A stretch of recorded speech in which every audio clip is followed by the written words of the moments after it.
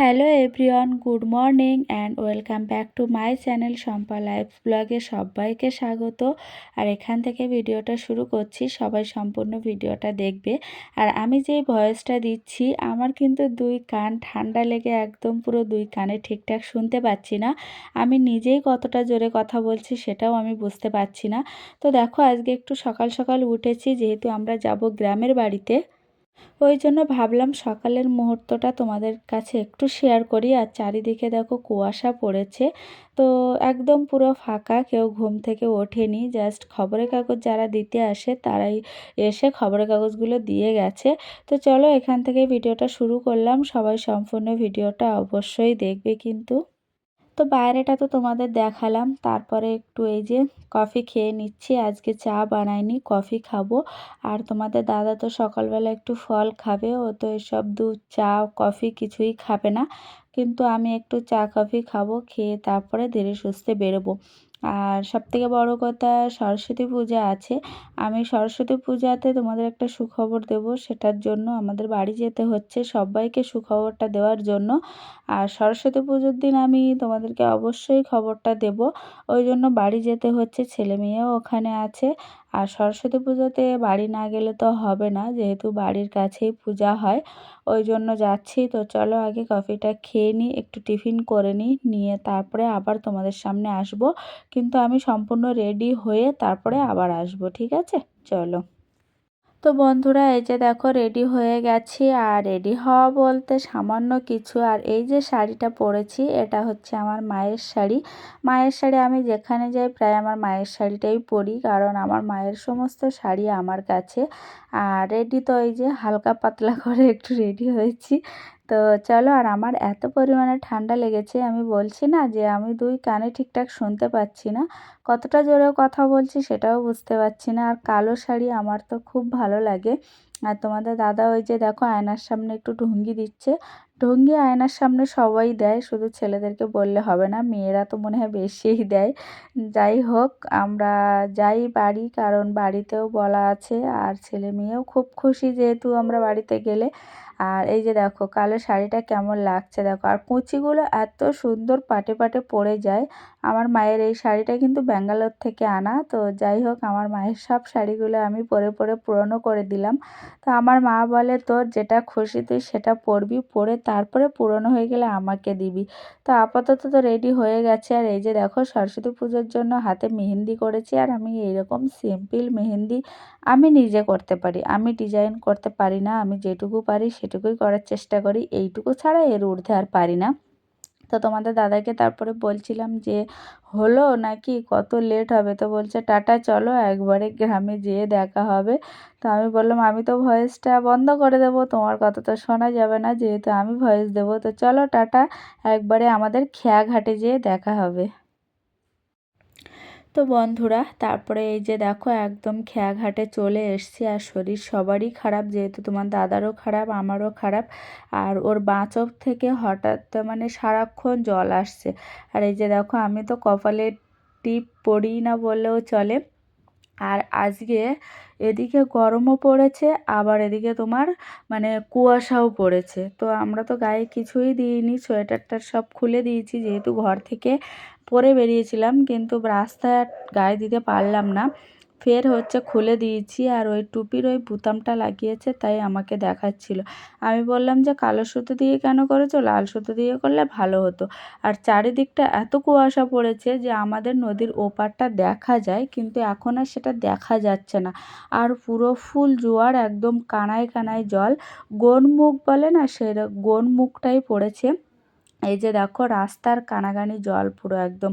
আর নদীর সাইডের ভিডিওগুলো আর ভিউগুলো এত ভালো আসে কি বলবো। আর আমার তো কপাল টপাল সব ঘেমে গেছিলো। আর তার উপরে তো জ্বর, সর্দি, কাশি, কান যন্ত্রণা, গলা ব্যথা সব একসাথে হয়েছে।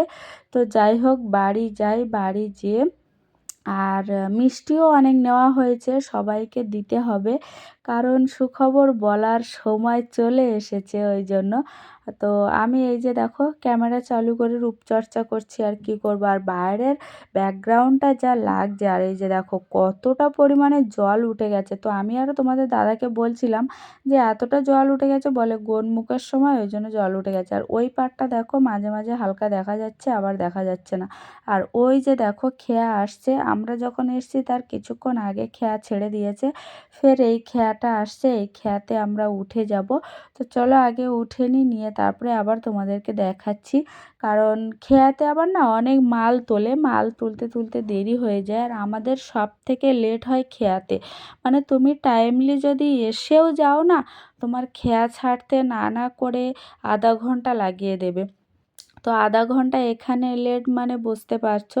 আর ম্যাজিকে তো প্রায় 2 ঘন্টা লেগে যায় আমাদের। আর আমরা তো গদখালি দিয়ে যাই না, আমরা গোসাবার উপর দিয়ে গেলে আমাদের উল্টো রাস্তা হয়ে যায়, আমরা ডাইরেক্ট আমলা মেথির গাড়ি ধরি।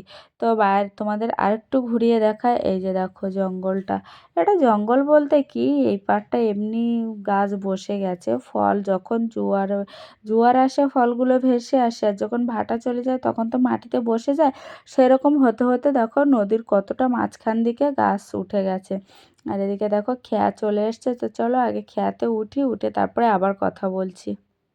তো খেয়াতে বসে গেছি, আর ওই যে দেখো লাঠিগুলো দেখতে পাচ্ছ, ওগুলো চরপাটা বলে, চরপাটা দেয়। আর আজকে নদীটা এতটাই শান্ত হয়ে আছে, মানে কোনো ঢেউ নেই, কিচ্ছু নেই। আর অন্য সময় ভীষণ ঢেউ হয়। আর ওপারটা ওই যে দেখতে পাচ্ছ, ওটা কিছুটা জঙ্গল উঠে গেছে, মানে নদীর মাঝ বরাবর হঠাৎই জঙ্গল উঠে গেছে। আর এই যে লাঠিগুলো দেওয়া আছে না, এগুলোতে চরপাটা দেয়, মানে যখন জোয়ার ওঠে তখন ওই লাঠির মাথায় জালগুলো তুলে দেয়, আর যখন ভাটা নেমে যায় তখন আস্তে আস্তে মাছগুলো বেছে নেয়। আর নদীতে আরও দেখো ছোট নৌকা, ওই যে ছোট ছোট নৌকাগুলো দেখতে পাচ্ছ, ওই নৌকাগুলোতে না মাছ ধরে আর কি, জেলেরা মাছ ধরে, যে মাছ আমরা খেতে পাই আর কি। আর যেখানে যেখানে দেখতে পাবে যে বল দেওয়া আছে বা কোনো ড্রাম দেওয়া আছে, ওগুলো গ্রাফিন দেওয়া থাকে, ওনারা ওখানে এসে জাল বেঁধে মাছ ধরে আর কি। মানে নদীতে যে মাছ ধরে সেই নৌকাগুলো ওরকমই ছোট ছোট হয়। আর এই যে দেখো এখানে পরিষ্কার দেখা যাচ্ছে, ওই যে 2-3 জন করে থাকে, সব নিজেদেরই নৌকা, নিজেদেরই জাল, সব কিছু ওনারা ওই মাছ ধরছে, আর আমরা এখান দিয়ে যাচ্ছি। আর নদীটা পুরো শান্ত হয়ে আছে, আর অন্য সময় এত ঢেউ হয়, আর আমার প্রচণ্ড ভয় লাগে, প্রচুর ভয় লাগে। এই যে দেখো নৌকা, আর কানায় বসে আছি, তো আমি ভাবলাম যে ঘুরিয়ে একটু ভিডিও করে নিই, কিন্তু চলো একবারে ঘরে যেয়ে তারপরে আবার দেখা হচ্ছে। তো বন্ধুরা বাড়িতে এসে একটু হালকা মাথা গরম হয়ে গেল তোমাদের দাদার। মানে কি হয়েছে, আমি যখন সকালে তোমাদের দাদাকে ফোন করতে বললাম বাড়িতে, ও ফোন করেছে, মা গেছিল মামা শ্বশুর বাড়ি। তো মাকে বলা হলো যে আমরা বাড়ি যাচ্ছি, তুমি বাড়িতে আসো। মা বলল ঠিক আছে আমরা বাড়িতে যাচ্ছি, তোরা আয়। এবার আমরা জানি রান্না বান্না করা আছে, যা কিছু নিরামিষ হোক মাছ হোক যা কিছু রান্না করা থাকবে। বাড়ি এসে দেখি শ্বশুরমশাইয়ের জন্য শুধু হালকা এক বাটি তরকারি আছে, আর ভাতটা শ্বশুরমশাইয়ের কি মনে হয়েছিল ভাতটা একটু বেশি করেই করেছিল। তো তার জন্য আমি কিছু বলিনি, যেহেতু একটু হালকা রাগ হচ্ছিল, কারণ শরীরটা তো খারাপ, তার উপরে রান্না করতে হবে আবার, না হলে দুপুরে খাবো কি। তখন বাজে প্রায় 1টা 1:30 বাজে। তো যাই হোক তোমাদের দাদার সঙ্গে সঙ্গে জাল নিয়ে পুকুরে নামলো, আর বাবা বলল ঠিক আছে তুই ঘাটে জালটা মার, আমি ছাড়িয়ে দিচ্ছি। তারপরে বাবার নামেনি ঠান্ডায়, তোমাদের দাদা নেমেছিল, কিন্তু একটা বড় মাছ পেয়েছিল, সেই মাছটা পরে দেখাচ্ছি। আর আমার ব্লাউজের গায়ে দেখো সোয়েটার পরেছিলাম, তো সেই সোয়েটারের উলগুলো, মানে সেই ভিতরের উলগুলো না, সেগুলো সোয়েটারের গায়ে, এই সরি, ব্লাউজের গায়ে লেগে গেছে, কেমন বেয়াড়া লাগছে, মানে বেয়াড়া বিশ্রী দেখতে লাগছে। তো যাই হোক আমি এদিকে একটু টমেটো তুলে নিচ্ছি, যেহেতু টমেটো, কপি, আলু আর বড়ি দিয়ে রান্না হবে। তোমাদের দাদা মাছ মারছে, আমি তার মধ্যে সবজিটা কেটে নেব, কাঠ টাঠগুলোও গুছিয়ে নেব, যেহেতু বাইরে রান্না করব। আর আমাদের বাইরে না নতুন আরেকটা পাখা তোলা হয়েছে, সেটা কালকের ব্লগে তোমাদেরকে দেখাবো, আজকে আর দেখাবো না। আর অনেকটাই দুপুর হয়ে গেছে, তাও দেখো কুয়াশা কুয়াশা ভাব, আর মেঘলা হয়ে আছে। আমাদের গড়িয়াতে কিন্তু রাত্রে করে বৃষ্টি হচ্ছে, আর এখানে মেঘলা হয়ে আছে, বৃষ্টি হচ্ছে না। আর কত বড় একটা বেগুন পেয়েছি দেখো, তো বেগুনটাও দিয়ে দেব, বেগুন, আলু, কপি সব রকম দিয়ে মাছ রান্না হবে। আর ওই যে দেখো তোমাদের দাদা ওখানে জাল বাইছে, আর বাবা বলছে যে ঠিক আছে আমি হুঁকোটা খেয়ে নিই। বাবা ওদিকে হুঁকো খাচ্ছে, আর আমার টমেটো তোলা শেষ হচ্ছে না, কারণ গাছে টমেটো মানে সবজি, টাটকা সবজি তুলছি তো খুব ভালো লাগে। তো যাই হোক, টমেটো তো অনেকটাই তোলা হয়ে গেছে, কিছুটা নেবো আর কিছুটা রেখে দেবো। তোলা থাকলে নষ্ট তো হবে না, যেহেতু রাত্রে আবার রান্না করতে হবে। আর মা কখন বাড়ি আসে, ছেলে মেয়ে মা কেউই বাড়ি নেই, গেছে বাপের বাড়ি। তো যাই হোক, টমেটো তোলা হয়ে গেছে, এবার ঘরে যাই, যে কাঠগুলো আনি, এনে রান্নার তোড়জোড় শুরু করি। কারণ প্রচুর কষ্টও হচ্ছে, রাগও হচ্ছে, কিচ্ছু করার নেই, কী করবো, শাশুড়ি মা বাড়িতে নেই। ওই যে দেখো তোমাদের দাদা জাল ফেলেছে, ওই যে ওই পাড়টায়। তো আমার শ্বশুরমশাই শুধু ডাকছে যে ও পাড়টায় মাছ পড়বে না, তুই ঘাটের দিকে চলে আয়। আর বাবা ওইদিকে হুঁকো টানছে, সেটা তোমাদেরকে দেখাচ্ছি আমি। ওই যে দেখো হুঁকো টানছে। আর সত্যি কুল পাড়তে হবে, কারণ প্রচুর কুল হয়েছে গাছে, আর কুলগুলোও পেকে গেছে। কিছুটা আমি নিয়েও যাব। ওই যে দেখো জাল নিয়ে আসছে, কিন্তু মাছ একটাও পড়ছে না। আর পুকুরে এত নোংরা হয়েছে, এত নোংরা হয়েছে কি বলবো। আর এই যে দেখো শিশফুল গাছ, শিশফুল গাছের পাতা পড়ে উঠোন তো দেখার মতো নেই। আমি এসে একবার ঝাড়ু দিয়েছি উঠোনটা, পুরো উঠোনটাই ঝাড়ু দিয়েছি, ফের আবার ঝাড়ু দেব বিকালবেলা। আর বাবা ওদিকে গাছ থেকে একটা বেগুন তুলে আনলো, দেখো আমি একটা তুলে এনেছি কিন্তু আমি পাইনি। বাবা বলছে এই বেগুনটা গাছে ছিল, দেখতে পাওনি, আর এটা হচ্ছে কাঁটা বেগুন। তো আমি বললাম না, আমি তো দেখতে পাইনি। তো বলছে এটা ওই মাথার দিকে গাছে ছিল। আমি বলছি ভালো হয়েছে, তাহলে তরকারিতে কেটে দিয়ে দেবো। বাবা বলছে ঠিক আছে, তুমি তরকারি কাটতে লাগো, আমরা মাছ ধরে দিচ্ছি। তো মাছ পেয়েছিল, বড় মাছ পেয়েছিল, টোটাল 3টে মাছ পেয়েছিল। তো দুটো, একটা রেখে দেওয়া হয়েছে জলে, আর একটা রান্না হবে। আর সবথেকে বড় যেটা পেয়েছিল সেটা তোমাদেরকে দেখাই, ওইটা ছেড়ে দেওয়া হবে। কারণ অত বড় মাছ তো নেওয়া সম্ভব নয়, যেহেতু বাড়িতে কেউ নেই। আর আমি এই কাঠ বের করে নিচ্ছি, কাঠ বের করে নিয়ে তারপরে রান্না করব। তো চলো তোমাদেরকে বড় মাছটা দেখাই, কত বড় মাছ পেয়েছি সেটা তোমাদেরকে দেখাই। তারপরে বন্ধুরা এই যে দেখো মাছ, এত বড় মাছ নেওয়া সম্ভব নয়, যেহেতু আমরা 3জন বাড়িতে আছি। আর সবাই যখন বাড়িতে আসে তখন এরকম মাছ তোলাটাই ঠিক আছে। আর এটা না না করে 2 থেকে 2.5-3 কিলো হবে, যেহেতু এর মাথাটা বড় হয়, কাতলা মাছ। তো বাবা বলছিল মুখে একটু ফু দিয়ে মাছটা ছেড়ে দিতে, ওই জন্য মুখে একটু ফু দিয়ে মাছটা ছেড়ে দিচ্ছিল। তো দেখো লাফালাফি করতে করতে তোমাদের দাদার হাত থেকে মাছটা ছাড়িয়েই যাচ্ছে। তো এই যে দেখো পুকুরে দিয়ে দিচ্ছে। আর যে দুটো রুই মাছ পেয়েছিল তার থেকে একটা রাখা হয়েছে, আর একটা এই যে তোমাদের দাদাই কেটে দিচ্ছে, বলছে তাড়াতাড়ি হবে না, আমার কাছে দাও, আমি কেটে দিচ্ছি। ও এই যে দেখো খুব হেল্প করে আমার। যাই হোক, তো মাছটা কেটে দিচ্ছে, আমি এবার পাখাটা জ্বালিয়ে দেবো, দিয়ে খাওয়া দাওয়া করব। রান্না করতে তো একটু টাইম লাগবে, যেহেতু একটাই তরকারি করব। আর প্রচুর খিদে পেয়েছে, প্রচুর খিদে পেয়েছে, আর রাগও হচ্ছে। তো তোমাদের দাদা মাছ কেটে আবার ধুয়েও দিয়েছিল আমাকে, কারণ আমার তো শরীরটা ভালো ছিল না, আর আমার নড়াচড়া করতে করতে টাইম লেগে যাচ্ছিল। ওই জন্য বলছিল যে আমি তরকারি মাছ সবই ধুয়ে দিচ্ছি। আর আমার শাশুড়ি মা বাড়ি থাকলে তো কিছুই করতে হয় না, সব কিছুই গুছিয়ে দেয় মুখের ওপরে। তো যাই হোক, দিক মাছগুলো কেটে দিক, তারপরে আমি এদিকের ব্যবস্থাটা করি। তো চলো একবারে বিকালে আবার তোমাদের সঙ্গে দেখা হবে, কারণ শাশুড়ি মা আসলে আবার মিষ্টি টিষ্টি সবার দেওয়ার আছে প্রত্যেক বাড়ি বাড়ি, তখন তোমাদের সঙ্গে আবার দেখা হবে, ঠিক আছে? তো চলো রাখছি, এখন বিকালে দেখা হচ্ছে। এই যে দেখো মিষ্টি প্রত্যেকটা প্যাকেটে প্যাকেটে দেওয়া হচ্ছে, কার কে কজন বাড়িতে আছে, মানে কার বাড়িতে কজন আছে সেই হিসেবে 2 থেকে 3টে করে প্রত্যেকটা মানুষের, মানে এক একজনের 2 থেকে 3টে করে দেওয়া হচ্ছে মানুষ অনুযায়ী। আর তোমাদের দাদা গার্ডার এনেছিল, কিন্তু সেই গার্ডারগুলো আর পাওয়া যাচ্ছে না, ওই জন্য আমাকে সুতো দিয়ে বাঁধতে হচ্ছে। আর প্রত্যেকটা ডাব্বায় ডাব্বায় দিতাম, কিন্তু যখন আমরা ক্যানিং থেকে মিষ্টিটা আনি তখন দেখলাম যে অনেকটাই ডাব্বা হয়ে যাচ্ছে, ওই জন্য বড় ডাব্বাতে আমরা সব ভাগ করে নিয়েছি। আর এই যে দেখো আমার শাশুড়ি মা মামা শ্বশুর বাড়ির থেকে সবে আসলো, তো আমরা মিষ্টি সবার ভাগ করে দিচ্ছি, আর সবাইকে বলা হচ্ছে সুখবরটা কি। তো তোমাদের সুখবরটা দেবো সরস্বতী পুজোর দিনে, আজকে আর সুখবরটা দিলাম না।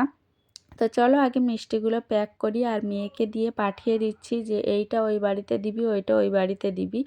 ওই জন্য মেয়ে এক এক করে দিয়ে আসছে, তার মধ্যে আবার আমার ক্যামেরা করে দিচ্ছে, আর আমি ওই যে প্যাকেট প্যাকেট করে রেখে দিচ্ছি। আর মাও মিষ্টি হাত দিয়েছে, কিন্তু আমাকে বলছে যে কার বাড়ি কটা করে দেব। আমি বললাম যার বাড়ি যে কজন আছে প্রত্যেকটা মাথা পিছু 2 থেকে 3টে করে দাও। শরীরের অবস্থা এতটাই খারাপ, কখন কোন কথা বলছি বুঝতে পারছি না। তো যাই হোক, আবার প্যাকেটটা খুলে আবার চেক করে নিতে হচ্ছে কার কটা দেওয়া হলো। তো চলো সন্ধেবেলা আবার দেখা হচ্ছে, ঠিক আছে? তো গুড ইভিনিং বন্ধুরা, সন্ধেবেলা চলে এসছি আর রান্নাও হয়ে গেছে। তো শরীরটা ভীষণ খারাপ লাগছে, কাশিও পাচ্ছে। তো যাই হোক, আমি যখন ভিডিওটা এডিট করছি তখন আমি ঠিকঠাক বসতেও পারছি না, ঠিকঠাক কথাও বলতে পারছি না। তো আজকের ভিডিওটা কেমন লাগলো অবশ্যই কমেন্ট করে জানাবে। আর সুখবরটা কালকের ভিডিওতে দেবো, আজকে আর দিলাম না। আজকে সবাইকে মিষ্টিমুখ করলাম, আমার ইউটিউব পরিবারকে। তো যাই হোক, সবাই আশীর্বাদ করো, খবরটা শুনে সবাই আশীর্বাদ করবে যাতে সব কিছু ভালোভাবে হয়। তো আপেল খাচ্ছিলাম, আর গলায় এত ব্যথা হয়েছে যে গিলতে পারছি না, মানে গলাটা ওখানে ফুলেছে, পুরোটাই ফুলেছে। তো আজকের মতো টাটা। সবাই ভালো থেকো, সুস্থ থেকো, সাবধানে থাকবে। আর সবাই সরস্বতী পুজো ভালোভাবে কাটাবে, কিন্তু আমার সরস্বতী পুজোর মানে পুজোটা দিতে পারবো না আর কি, প্রবলেম আছে ওই জন্য। তো সবাই ভালোভাবে সরস্বতী পুজো কাটিও। আর আপেলটা আমি হাফ খেয়েছি, আর হাফ খেতে পারলাম না, বাবাকে দিয়ে দেবো। আর আমার শ্বশুরমশাইয়ের ওসব কোনো ব্যাপার নেই, যা দেবো তাই খেয়ে নেয়। তো চলো এখনকার মতো টাটা, সবাই ভালো থেকো, সুস্থ থেকো। আর আপেলটা খুব সুন্দর ছিল, কিন্তু আমি খেতে পারলাম না, খুব কষ্ট করে 1-2 কামড় খেয়েছি, খেয়েই রেখে দিয়েছি। ওই যে দেখো, আর ভালো লাগছে না। কিছুক্ষণ পরে বাবাকে বললাম, বাবা তুমি নিয়ে নেবে, আমি রাখছি, এখানেই রাখছি, তুমি পরে নিয়ে নেবে। তো চলো টাটা, সবাই ভালো থেকো। অনেকবার বলেছি সবাই ভালো থেকো, দেখা হবে নেক্সট ব্লগে। আর আপেলটা খাচ্ছি, ছুঁড়ে ফেলে দিচ্ছি, আবার রাখছি, এরকমই করছি। খুব ভাবনা চিন্তা করে আপেলটা খাওয়া হচ্ছে, আর এর জন্য তোমাদের দাদাও খুব গালাগালি করে, যেহেতু ফল এনে আমার ঘরে ফল শুকিয়ে যায়, ওই জন্য তোমাদের দাদা ফল আনতে চায় না। কিন্তু এখন ডাক্তারও বলেছে ওকে ফল খেতে, ওই জন্য ও ফলটা আনে, আর খাওয়া দাওয়া হয় টুকটাক। তো চলো টাটা, গুড নাইট সবাইকে, সবাই ভালো থেকো, সাবধানে থেকো।